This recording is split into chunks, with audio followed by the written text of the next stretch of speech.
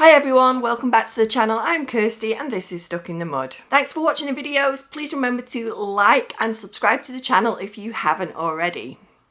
So in today's video, I wanted to do a visual representation of what happens in the process of OCD and how we make it much worse. So I came up with an idea of a balloon because the balloon is going to represent our thought or our obsession at the beginning of the whole cycle of OCD. So when we get an intrusive thought or we're triggered by something from, our environment, we get that pull and that hook into a thought to kind of explore it and try and work everything out. So we'll get the initial thought, which is the balloon. So the balloon represents your initial intrusive thought or trigger or obsession, whatever you want to call it. And we might decide that we want to try and come to some certainty about it because it puts a lot of fear in us, and we're just desperate to come to some kind of conclusion about it. So what we tend to do is we tend to ask for reassurance.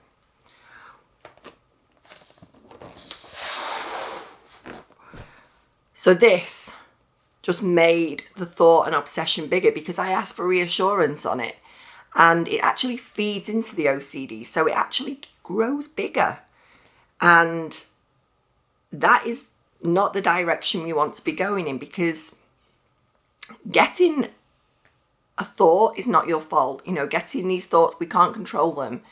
They just happen. But we can do something about the thinking, because we might then get the urge to explore it further and analyze it. And guess what happens? It feeds into it again. So it grows bigger and stronger. So then we might think, I'm really not, this isn't sitting well with me. It's giving me quite a lot of anxiety and guilt and shame and all those icky and uncomfortable emotions. And we might then decide, what? I need to figure this out more. I need to work it out. I need to just ruminate over it for some time. So then what happens is it gets bigger again. It's just growing bigger and stronger all the time. And what tends to happen is we're still not comfortable with the situation. This is still there. It's weighing us down. It's making us feel quite fearful and afraid. We may even start to feel quite panicky because, this has gone on for some time now and we're feeding into it. So we're feeling quite panicky, and then we might actually decide to ruminate some more and make everything much bigger again.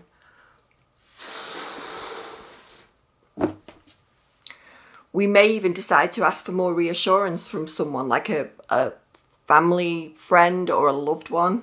And again, it gets bigger. This small thought or trigger or obsession that started right at the beginning, it's just getting bigger and gaining more power over us all the time and more control. And this is how OCD works. It just gets bigger and bigger because we're telling our brain that, this isn't safe. We're in a state of emergency that, something needs to be done about this thought, this, this intrusive thought, this obsession. We need to figure it out. We need to do something about it. There is a state of, this shouldn't be here. This thought doesn't belong with me. We need to get rid of it somehow. And, we might try and, push it away, like to try and get rid of it, but it won't go anywhere because we're teaching our brain that this needs to be dealt with. This isn't right. This thought, we need to try and come to some kind of conclusion and certainty. But all we're doing all the time is just making it bigger. It just gets bigger and bigger. Every time we we try and figure it out. We try and analyze the situation. It just gets bigger even more. Every time we do that, it's just growing and growing, stronger and stronger. And I think this is a great visual representation of our thoughts and how it works, because you might also find with this that it branches off into other thoughts as well, and it just creates a whole cluster of thoughts around the same subject, but it just gets even worse. So not only do we have the initial thought, the first thought, we have all these other thoughts clustering with it as well. We're feeding into it. It's just everything is getting bigger. We're trying to figure everything out. But every time we do that, it's just growing. And now we have all these other thoughts surrounding the first initial thought. And, we're just so consumed by it. And one thought might get knocked out. There it goes. But then another one will pop up somewhere along the line as well. We have so much doubt about it that all these other ones are going to keep growing around the first initial one. They're just more thoughts, more intrusions, more obsessions, just adding and compounding the whole situation. We've got all these extra ones now. But there is something we can do about this. We can't do anything about the initial thought that happened. It's still there. And we're teaching our brain that, we don't want that there. We need to come to some kind of certainty and conclusion by ruminating, by figuring it out, problem solving, researching, analysing, whatever we may do to try and give us some comfort and peace. But it never comes. It grows bigger. And it's like I say, we get all these other thoughts surrounding it as well. But we can do something about this. And this is what we do. So let's go back to the first initial thought. Because if we can not get to this stage where we've got all of these other extra thoughts, earlier we can do this in the OCD cycle, the better. We won't get all these other extra thoughts built off. This won't even happen. So those ones are away.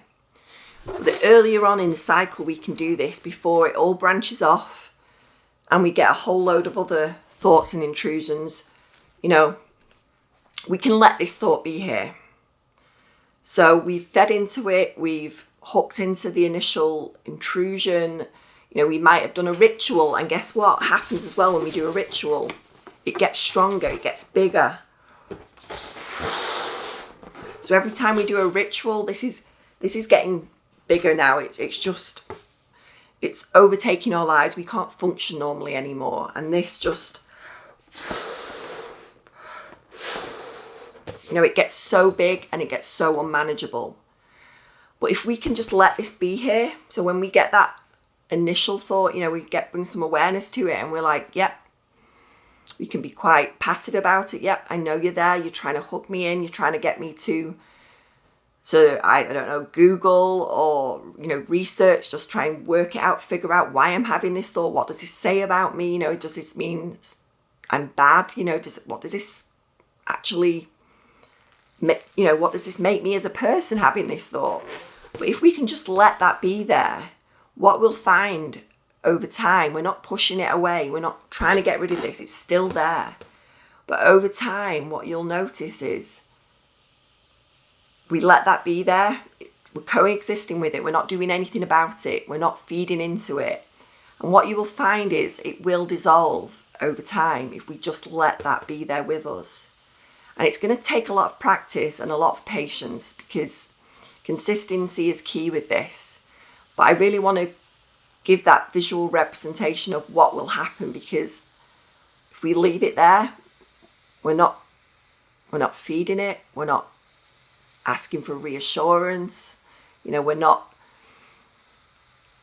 ruminating over it. We're not pulling it apart, picking it apart. And this is just getting smaller and smaller, to the point that it won't bother you that it's there, because we don't need to do anything about this. Once we teach our brain that don't need to do anything with this thought, this obsession, we can coexist with it, and it will just go away on its own. And that's the beautiful thing about healing from OCD. It is possible, and it's going to take time. Like anything, you've got to take it day by day. You think of every single one of these thoughts, these initial thoughts, as opportunities to get better. Because once you realise that just letting them be there and not feeding into it anymore, you will realise that they go away on their own. These thoughts and obsessions, the OCD bully that it is, because it lies, it's a bully. And you will notice they just dissolve on their own. But that's how the brain works. When we don't feed into it, they go away. But you really have to stick at it and practice it. And there's going to be some slip-ups. You're not going to get there straight away. Like I say, you might have got down further around the OCD cycle where you've been feeding into it, and it kind of spurs off and breaks off into all other thoughts and obsessions and intrusive thoughts, because that's what OCD does. It just gets bigger and it'll latch onto things you care about. But if we can just let it be there, guess what's happening? It's going smaller all the time. It's not taking over anymore. It's not big and strong, because we're being the boss here. We're showing OCD who's boss. We don't want to be bossed around by this anymore. It can still be there. It's still there, right there by my head. That intrusive thought's still there. But because I'm not feeding into it, it's just getting smaller and smaller and less powerful, until the point where it just goes away on its own, because that's what will happen. And this is what I really wanted to show by this representation, this visual representation, is that is what will happen until it's practically gone. And you won't notice it. And that's the beautiful thing about doing this. And this is what metacognitive therapy is all about. We're letting those thoughts be there until they dissolve on their own. We're not feeding into it like I was showing with the balloon. We're not doing any of those things.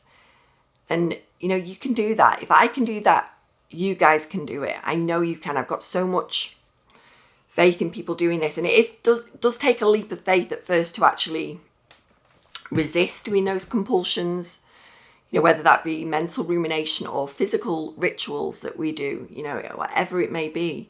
It does take a leap of faith to go, no, I'm not doing that today, and sitting with that discomfort. Because, while that balloon was going down, you're going to probably feel an increase in anxiety and, discomfort, physical discomfort. You can really feel it in the body when you're not actually engaging with the thoughts and the rituals. You will feel a physical discomfort, and it's going to take some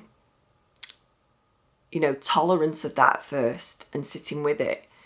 But we're teaching our brain all the time that this is not important. We don't need to be in a state of emergency with this.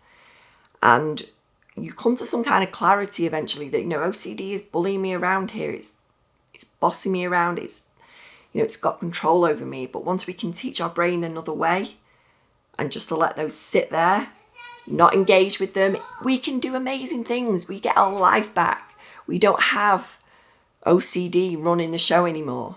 And that's what I hope this video has shown you today. So please let me know if this has helped you in the comments. I would love to hear from you guys. And I will see you in the next video.